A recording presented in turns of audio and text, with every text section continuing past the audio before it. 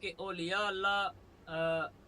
ابھی کچھ کر نہیں سکتے یا ان سے سارا کچھ ختم ہو گیا، دنیا میں تھے وہی تھے بس، جب قبر میں چلے گئے تو ختم ہو گیا سارا سسٹم، اس طرح جو کہے وہ جاہل ہے اور بے عقل ہے، اس کو کچھ عقل نہیں۔ تو اللہ پاک ہمیں اور آپ کو سمجھنے کی توفیق عطا فرمائے، اور اللہ پاک ہمیں انبیاء کرام، اولیاء کرام اور جتنے بھی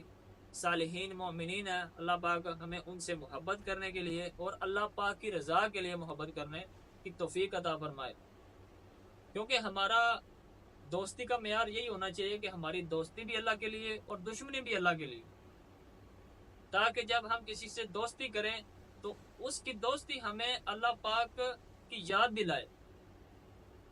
فاسق فاجر کی دوستی جو ہے وہ بندے کو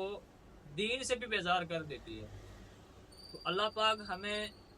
نیک صالح لوگوں کی